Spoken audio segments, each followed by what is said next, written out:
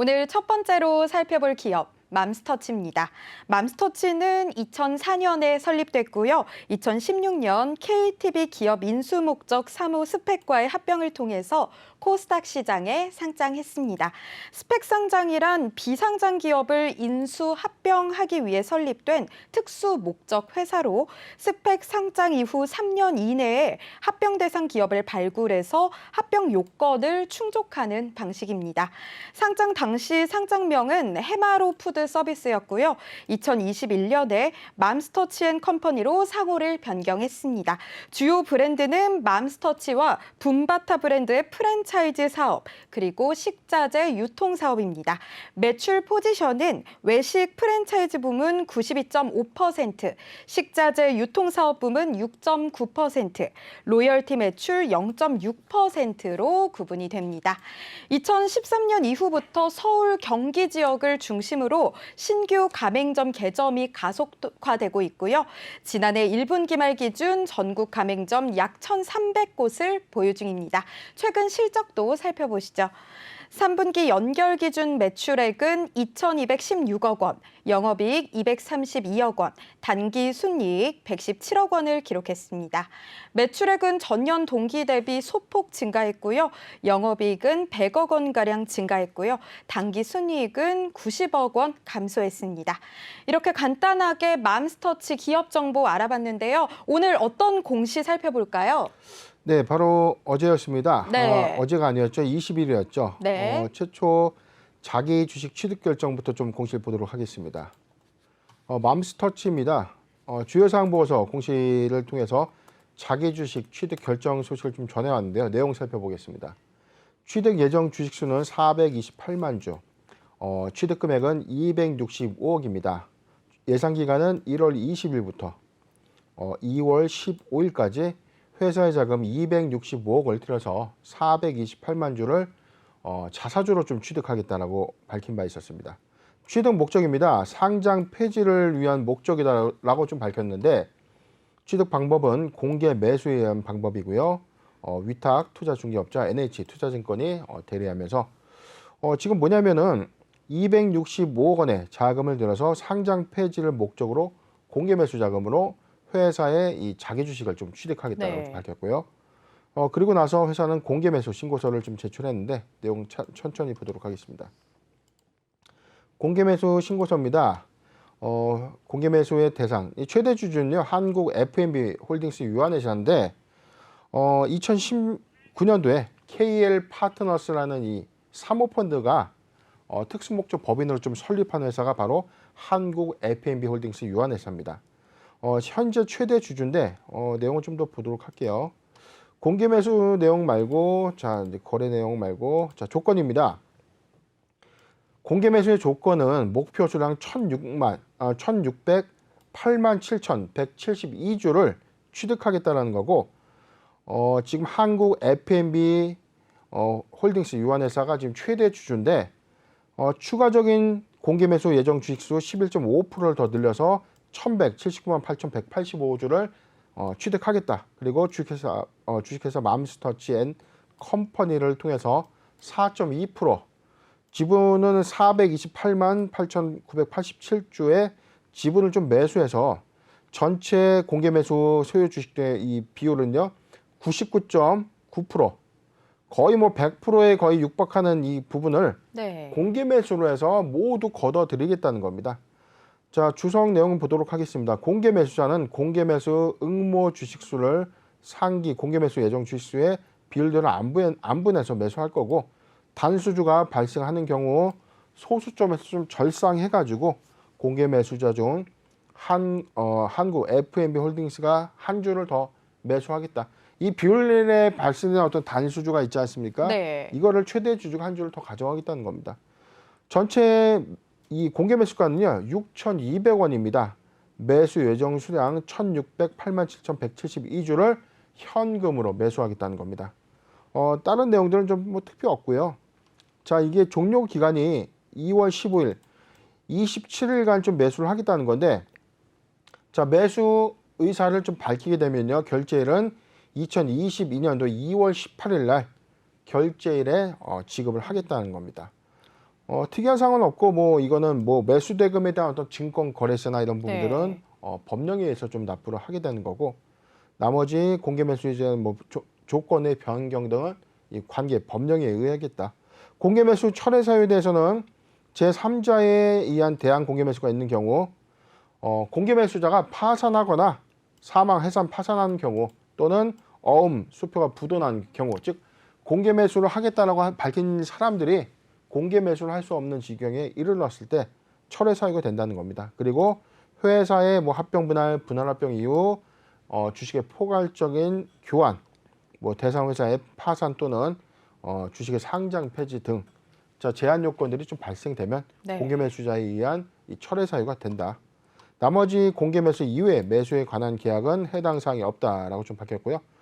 나머지 내용들은 사실 좀 원론적인 좀 내용인데 자 그렇다면 지금 공개 매수라는 게 사실은 많이 있거든요. 네. 공개 매수라는 게 사실은 주가의 어떤 부양 정책을 위해서 또는 대주주가 지배력을 좀 더 강화시키기 위해서 합니다.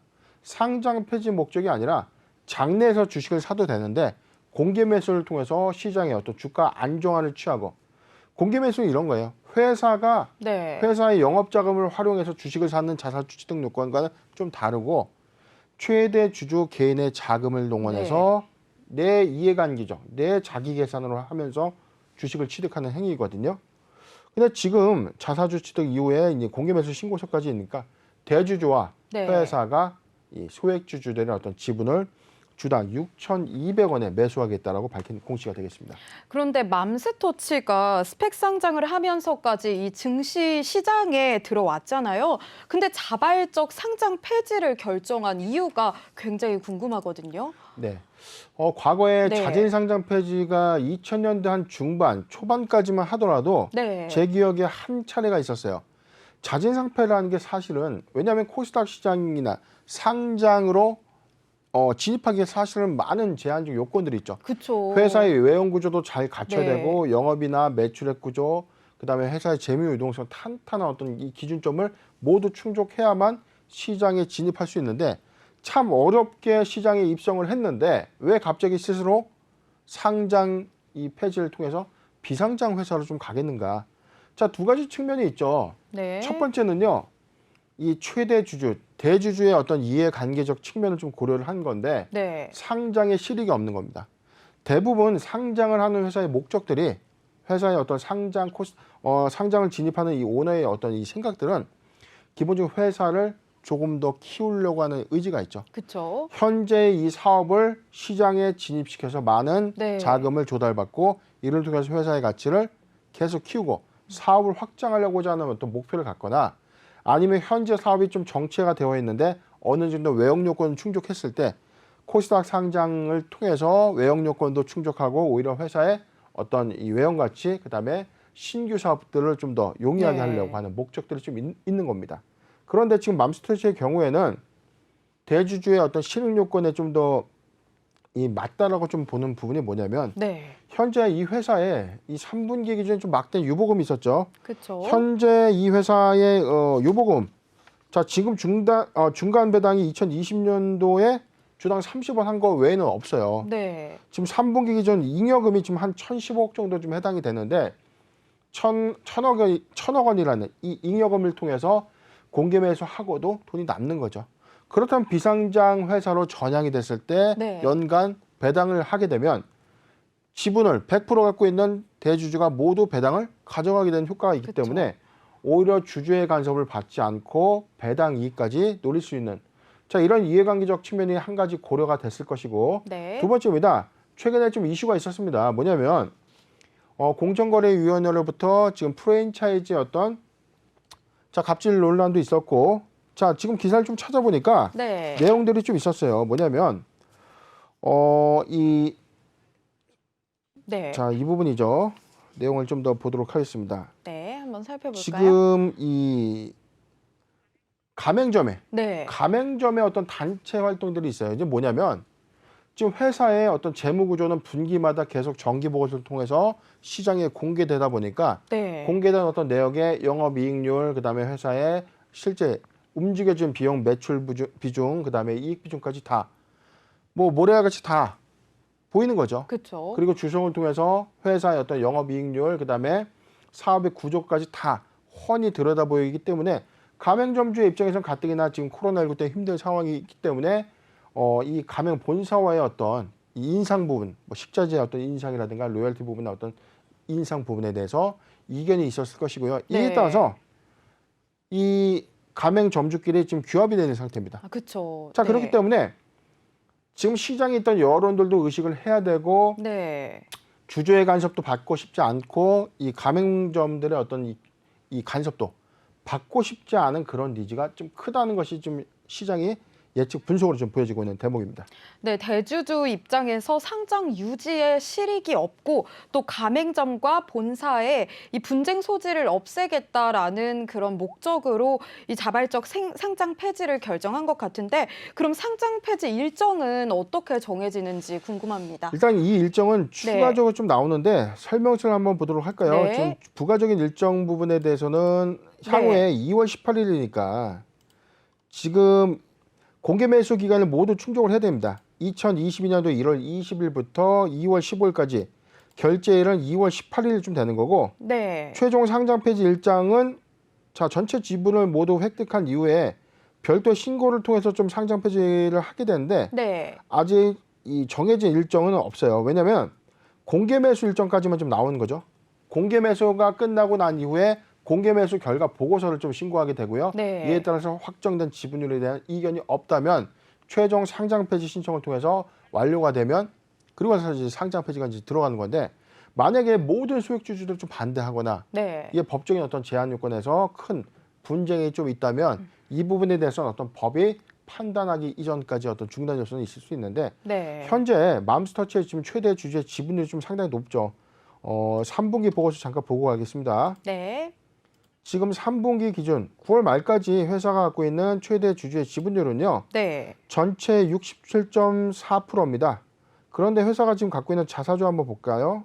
자, 지금 자기 주식 수가 1,496만 5,391조. 자, 유통기식 부분에서 8,600만 주인데 네. 8,685만 주가 유통주식수라고 보면 8,600만 주가 있었죠. 그리고 6,800만 주니까 실질적으로 1,200만 주, 1,200만 주 정도 되나요? 8,600만 주니까 한 800만 주, 800여만 주의 유통되는 주식을 모두 시장에서 가져오게 되면 네. 전체 지분을 모두 최대 주주 및 회사의 자기 주식을 좀 남게 되는 거기 때문에 네. 저는 사실 공개 매수 이후에 충분히 회사가 공개 매수 관련된 지분을 얻기는 상당히 좀 쉽지 않을까. 왜냐하면 지분율이 너무 높기 때문이죠. 네. 그렇기 때문에 공개 매수에 관련된 일정 이후에 상장 폐지는 좀 가시화가 좀 되지 않겠는가 예측해 봅니다. 그렇죠. 일단 공개 매수 기간이 지나야만 알 수 있을 것 같은데 상장 폐지 이후에 소액 주주의 경우 언제까지 주식 매도가 가능할까요? 아까 나와 있던 네. 거는 2월 15일까지 공개 매수에 응한 자가 네. 3영업일 아니죠. 이제 결제일 기준에서 2월 18일까지 결제 대금 좀 받을 수 있다라고 좀 나왔는데 네. 그런데 회사 측에서는 이렇게 밝혔습니다. 뭐 언론을 통해서 밝혔는데 네. 이 공개 매수 일자가 경과된다고 하더라도 그리고 상장 폐지가 결정된 이후라고 하더라도 상장 폐지 일로부터 6개월간은 공개 매수에 대해서 응하면 받아주겠다라는 입장을 좀 밝힌 바 있었기 때문에 네. 그런데 이 부분은 어떤 법률적이나 어떤 확약된 부분들은 아니라는 거죠. 자, 2월 15일까지는 법적으로 좀 이 제도권으로 좀 인정받는 일자가 2월 15일이 되는 것이고 네. 회사 측의 어떤 이 공지 사항으로 인해서는 상장 폐지가 최종 결정된 이후에 6개월까지는 공개 매수를 할 수 있다는 겁니다. 네, 이렇게 잦은 상장 폐지를 위한 공개 매수 결정으로 어제 주가는 17% 넘게 급등을 한 모습을 보였는데 직원들의 스톡 옵션 행사 여부에도 관심이 쏠립니다. 꽤 많은 차익을 거둘 것 같던데요. 네, 일단 네. 이 스톡 옵션이라는 것은 3년 전에 부여해서 3년 전에 임직원들의 어떤 사기 진작 또는 네. 열심히 일해서 회사의 외형 가치를 키워달라고 이제 주는 일종의 당근이죠. 스톡 옵션을 부여받은 자가 열심히 회사 일을 해서 회사의 가치가 3년 후에 좋아진다면 네. 직원들도 보상을 받아야 되는 거죠. 그렇죠. 자, 그렇게 돼서 스톡 옵션이 이 기간, 옵션 부여일로부터 이제 경과가 돼서 행사가 가능한 기간에 해당되는 주식 수가 전체 한 25만 4,730주로 좀 나오고 있거든요. 직원이 한 122명인데 네. 행사 가격이 2,000원이니까 지금 오늘 종가가 6,140원이죠. 거의 3배에 육박하는 네. 이 행사가를 좀 받을 수 있는데 그렇죠. 공개 매수가가 6,200원이니까 최소한 3배의 가격은 보장을 받을 받는 수 겁니다. 있겠네요. 그런데 좀 더 재밌는 내용이 미도래한 스톡 옵션이 또 있어요. 네. 이거는 회사가 계속해서 상장하고 있었다면 충분히 행사를 할 수 있었던 건데 아직 기간이 도래되지 않은 겁니다. 그런데 회사에서 사기 진작 차원에서였는지 몰라도 네. 105만 7,142주에 해당되는 이 스톡 옵션에 대해서도 이 공개 매수가로 매입해 주겠다라고 좀 밝혔습니다. 그럼 맘스터치 향후 전망과 대응 전략까지 세워주세요. 네, 지금 네. 주가를 보면요. 오늘 종가의 기준 지금 동시효과니까 네. 6,140원에 좀 마감될 확률이 좀 큰데요. 네. 바로 어제 17.8% 네. 급등하고 난 이후에 오늘 0.1%대 상승 마감할 것으로 좀 예측됩니다. 그러니 힌트가 나와 있었죠. 공개 네. 매수가는 6,200원, 지금 사도 주당 60원에 이익을 취할 수 있는데 자 보세요. 6,130원, 6,120원에 140만 주, 290만 주. 주가가 네. 더 내려가지 않게 6,200원에 인접하게 지금 많은 매수 주문들이 좀 들어와 있는 상태로 좀 볼 수 있습니다. 차트를 좀 살펴보도록 하겠습니다. 네. 지금 일봉상의 어떤 차트형에서는 맘스터치 실적적인 요인도 좀 충분했고 네. 올해도 마찬가지로 실적적인 어떤 요인으로 인해서 오히려 주가 좀 급등했다가 최근에 단기 급등했던 일자. 자 엊그저께 발표한 공개 매수에 관련된 내용 어제 발표되고 난 이후에 단기 급등이 좀 있었는데 6,200원까지는 충분히 보전을 받을 수 있기 때문에 단기 수급이 좀 몰린 것으로 좀 풀이가 되는데 앵커님 네. 6,300원이면 어떻게 하시겠어요? 그러면은 매수를 하면 안 되지 않을까요? 6,300원일 때 더 올라간다는 보장이 있으면 사실 상관이 없는데 네. 6,300원 이상 올라가지 않는다면 주당 100원의 손실이 예상될 수 있기 때문에 네. 지금 공개 매수가 이하로 매수를 하는 게 좀 실익적인 건 좀 있어요. 그런데 이게 호가의 어떤 갭별이 그렇게 크지 않다면 네. 사실 뭐 매수 메리트가 없는 거죠. 수수료 그렇죠. 빠지고 뭐 거래세 빠지고 하면 사실 남는 게 없을 수 있기 때문에 지금 구간에서 사실 인수의 어떤 메리트, 신규 매수 관점 메리트 없는데 기보유자 관점에서 충분히 메리트가 좀 있는 구간으로 보여집니다. 2년간의 차트를 좀 보면요. 2020년도 기간을 좀 보면 자, 일봉상의 저점으로 좀 있던 영역대 지금 2,000원대, 3,000원대 좀 보면 네. 주가가 크게 조정을 받았던 구간은 없을 것으로 보여져요. 만약에 최근에 고가라고 좀 보여지는 구간이라고 하더라도 지금 최고가 영역에서는 어제 오른 구간이기 때문에 네. 맘스터치의 기존 보유자 관점에서는 공개 매수가에서는 충분한 차익 보상이 예상될 수 있기 때문에 신규적 매수 관점에서는 만약에 6,200원을 크게 하회한다면 매수 관점을 봐도 무방한데 지금 구간에서는 매수 메리트가 없고 보유자 관점에서는 충분히 공개 매수 마지막 날까지는 시세를 좀 지켜보다가 그 차익에 대해서 판단해도 좀 늦지 않을까 의견을 제시해 드리겠습니다. 네, 이렇게 첫 번째 기업 맘스터치에 대해 알아봤고요. 두 번째 기업 살펴보도록 하겠습니다. 두 번째로 살펴볼 기업 SPC 삼립입니다. SPC 삼립은 1968년 삼립식품공업으로 설립됐고요. 1975년 유가증권시장에 상장했습니다. 1945년 상미당에서 시작한 업력을 포함하면 약 70여 년 동안 제과 제빵 산업을 이끌어온 셈이 됩니다. 매출 포지션은 베이커리 사업 22.7%, 푸드 산업 24.1%, 유통 사업 52.5%, 그리고 기타 사업 8.5%로 구분됩니다. 최근 실적도 살펴보도록 하겠습니다. 실적 살펴보면요. 2021년 4분기 잠정 실적 기준 매출액 8,334억 원, 영업이익 268억 원, 당기 순이익 183억 원을 기록했는데요. 매출액은 약 10% 이상, 영업이익은 90% 이상, 당기순이익 또한 큰 폭으로 상승을 했습니다. 대표님, SPC 삼립 어떤 이슈 볼까요? 바로 어제였습니다. 네. SPC 삼립 공시 보도록 하겠습니다. 네. 먼저 장내 사업 경영계획 공정 공시 보기 전에 잠정 실적 공시부터 잠깐 보도록 하겠습니다. 최근 실적은요. 매출액 기준 334억을 12월 4분기에 좀 기록했다라고 좀 밝혔고 네. 영업이익 268억 그리고 당기순이익 183억을 4분기 실적을 좀 발표했다고 좀 밝혔습니다.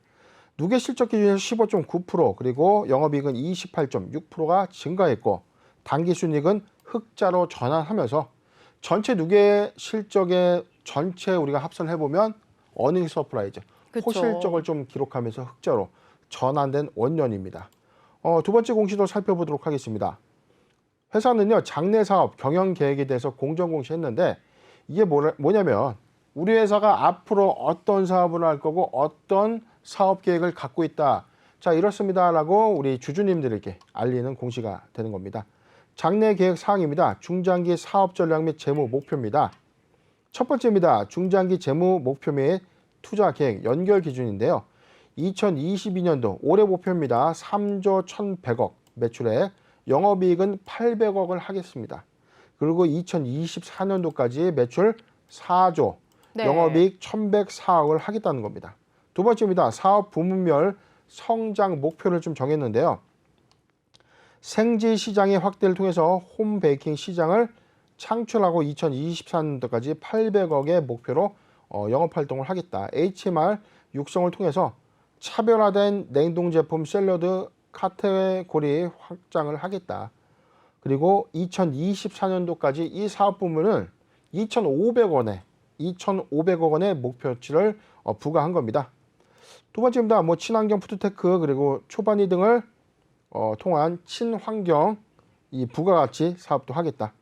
자 너무 많아요. 그 다음에 좀 눈에 띄는 종목이 저는 이건데 이커머스 부분의 사업을 좀 확대했다는 겁니다. 네. 2024년도까지 3천억 원의 매표를 3천억 원의 매출을 좀 목표로 했는데 직납, 새벽 유통도 하고요. 라이브 커머스, 상록 외과를 통해서 D2C 이커머스를 확대하겠다. 근데 우리가 좀 사업적으로 좀 주목을 해봐야 되는데 네. SPC 삼립하면 뭐가 좀 떠오르실까요? 저는 베이커리, 네. 유명한 베이커리가 떠오릅니다. 네. 자, 이 회사는 빵도 하고요, 아이스크림도 하고요, 도넛도 네. 하고요. 자, 유명 브랜드를 통해서 사업을 좀 하고 있습니다. 네. 빵도 하고 도넛도 하고 커피 브랜드도 있고요. 그렇죠. 자, 많은 여러 분들이 가지도 있고요. 이용하고 있죠. 최근에 네. 떡 제품도 있었고 샐러드 네. 프랜차이즈 그다음에 외식 프랜차이즈 사업도 좀 영위를 했는데 네. 자 그런데 이 회사의 2021년도 사업이 급등할 수 있었던 원인적인 배경이 뭐라고 생각할까요? 아무래도 좀 쉽게 집에 우리가- 있는 시간이 네. 많다 보니까 이런 베이커리나 푸드를 좀 포장을 하거나 배달을 시키거나 하면서 좀 이익이 증가되지 않았을까요? 그렇죠. 네. 오프라인 매장, 특히 외식업을 영위하는 네. 회사들의 실적적인 부분은 크게 악화가 된 건 사실입니다. 네. 그런데 이 회사는 오프라인 스토어가 상당히 많아요. 그런데 실적이 좋았다는 것은 상당수가 매장 내에서 취식할 수 있는 환경이 아니라 네. 배달과 포장이 용이한 그렇죠. 사업뿐이죠. 그리고 이 회사는 원래 전통적인 오프라인 매장을 통해서 배달 수요까지 접목을 시키면서 요즘은 집에서도 아이스크림을 이 배달로 우리가 받아서 먹을 수 있는 그런 시스템까지 좀 진행이 되다 보니까 네. 이 사업의 어떤 확장이 좀 있었고요. 그래서 베이커리 사업 부분과 푸드 사업 부분이 이 실적의 호실적을 좀 견인한 그런 역할이 됐는데 저는 오히려 이걸 통해서 회사가 이 새벽 유통을 통해서 라이브 커머스 사업까지 좀 확장을 한다는 것은 네. 사업의 유통이 고정되어 있던 것에서 좀 더 확장세를 가져갈 수 있다는 이런 부분에 좀 주목을 좀 해야 되고 나머지가 또 하나 있었습니다. GFS 단체 급식 사업을 좀 강화하겠다. 내용을 좀 보면 단체 급식의 사업을 좀 더 강화해서 학교와 기업 등에 좀 더 납품을 하겠다. 급식 사업 부분까지 좀 진출을 하겠다는 건데 지금 한정되어 있는 이 베이커리 사업에서 시작된 이 회사가 네. 사업을 점차 이 배송과 온라인 마켓의 영역까지 확장하는 데 좀 주목을 해볼 필요가 있습니다. 이런 흐름이라면 2024년까지 매출을 4조 원까지 끌어올릴 수 있겠네요. 그렇죠. 지금 네. 2020년도를 좀 기점으로 한다면 회사는 지속적인 어떤 사업 확장에 대해서 회사의 어떤 이 주사업을 확장하는 그렇죠. 어떤 새로운 어떤 사업권을 영입해서 네. 키워가는 흐름이 아니라 기존 사업 부분을 좀 더 키워가는 흐름에서 좀 주목이 되고 있는 상황인데 지금 이게 코로나19가 가져온 언택트 시대에 가장 잘 맞는 사업 아이템을 잘 찾은 것이 아닌가 싶고 대충 지금 회사가 지금 얘기했던 네. 2024년도까지 4조 원 매출과 영업이익 1,100억은 사실상 도달 불가능한 수치가 아니라 가시화되지 않을까 저는 예측해 봅니다. 뭐냐면 네. 지금 원택트 이후에 코로나19가 종식된다고 하더라도 사람들은 이 편의성에 맞춰진다면 직접 가서 하는 것보다 네. 배달 수요라든가 집에서 뭔가 받아가는 그런 사업들은 좀 더 끝나는 게 아니라 계속해서 좀 발전해 나가고 오히려 가격 경쟁력까지 좀 갖게 된다면 오히려 확장성을 좀 더 가져가는 전략이 통하지 않을까 싶습니다. 저 굉장히 큰 기대가 되는데요. 향후 주가 어떻게 예측하시는지 그리고 대응 전략까지 함께 세워주세요. 네, 공정공시 그리고 네. 장내 계획이 발표되고 나서 오늘 2.2% 상승을 좀 했는데 네. 다소 상승폭이 생각했던 것보다 그렇게 크게 좀 주목받지 못했습니다. 물론 장이 안 좋았던 요인이 있었죠. 그렇죠. 최근에 이 회사 코로나19의 팬데믹이 가시화됐던 6만 1,000원 그리고 실적적인 요인이 부각됐던 8만 원대 주가를 2년간의 박스권으로 우리가 좀 예측을 해볼게요. 자, 여기인데 자, 요 구간을 우리가 이 회사의 주가의 어떤 저점 영역 또는 박스권의 어떤 영역적인 부분으로 본다면 최고가는 2021년도 작년 상반기에 실적적인 요인이 발표됐던 9만 6천 원까지 올랐던 자, 상당히 회사가 갖고 있는 실적이 견고한 흐름에 비해서 주가가 뭐 그렇게 크게 상승한 것은 좀 아니라고 봅니다. 그렇기 때문에 지금 이 박스권 구간에서는 충분히 매수의 메리트가 좀 있다. 실적적인 요인에 그리고 배당의 어떤 관점에 확장성을 좀 가져간다면 매수하기 좋은 구간 저희 이렇게 봤는데요. 지금 이 보유자 관점, 장기 보유자 관점에서는 6만 1,000원이 이탈되지 않는다면 보유. 그리고 신규 매수적 관점에서 괜찮은 구간은 6만 6천 원에서 7만 원, 6만 6천 원에서 7만 원 구간은 매수 유효 구간. 포트 비중 10%의 분할 매수 의견을 좀 제시해드리고 실적적인 요인 2022년도에도 이어질 것으로 좀 보기 때문에 반기 실적까지 가져가는 의견을 제시해드리겠습니다.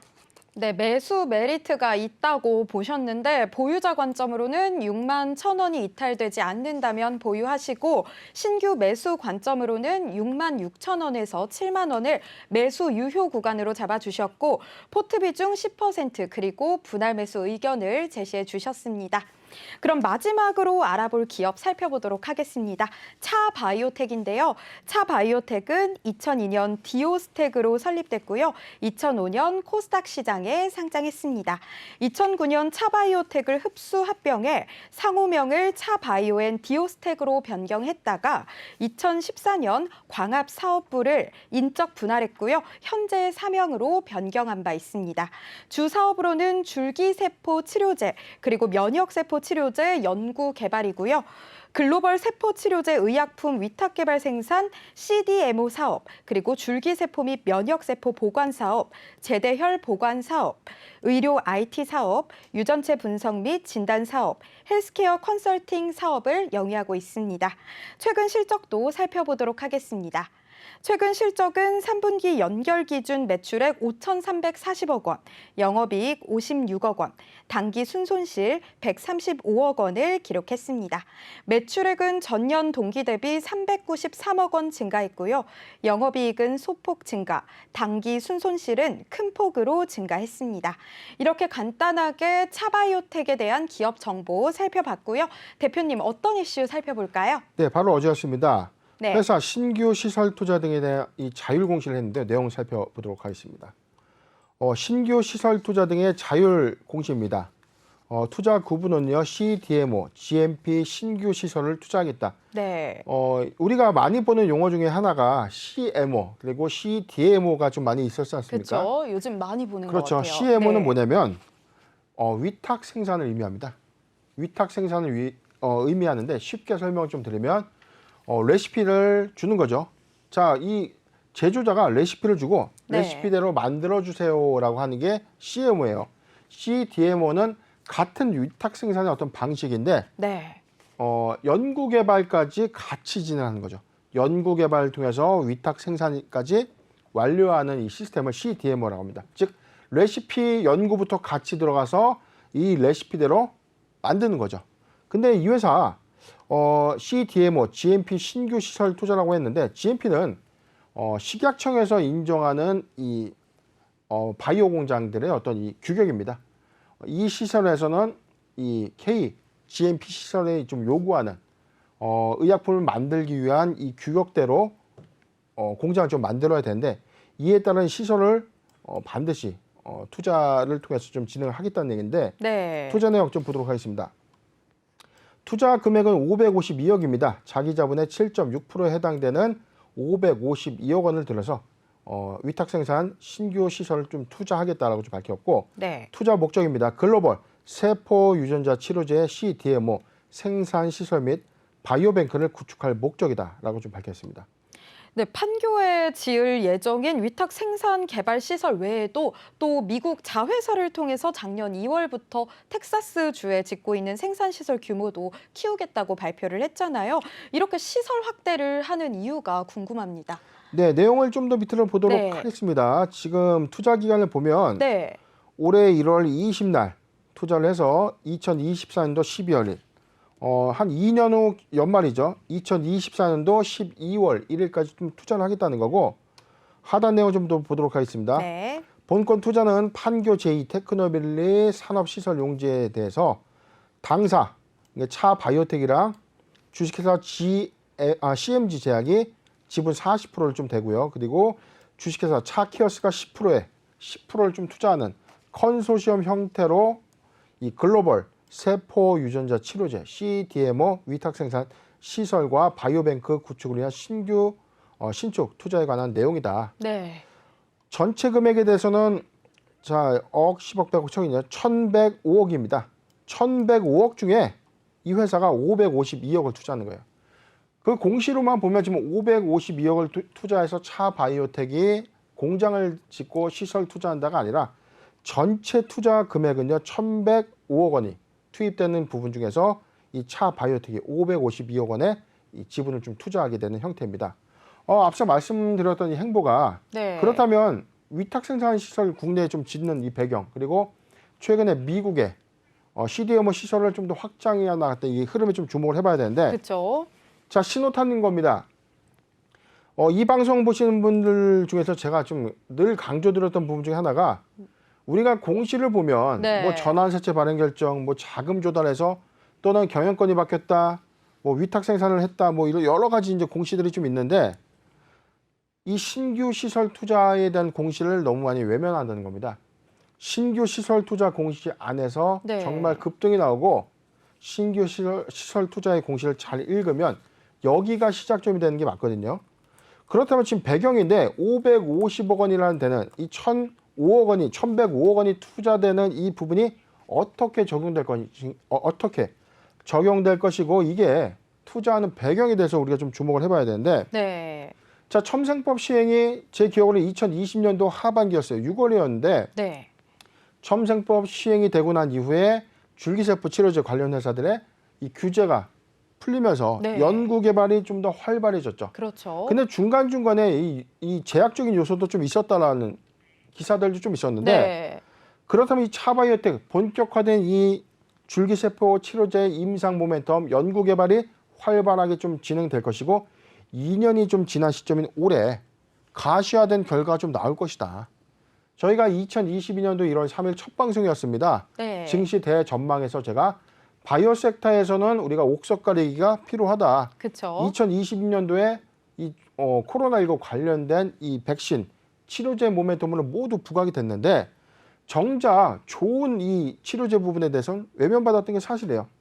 자, 차바이오텍 줄기세포 치료제 관련된 위탁 생산 시설을 좀 짓는다는 것은 네. 임박했다는 거죠. 자, 이 회사는요.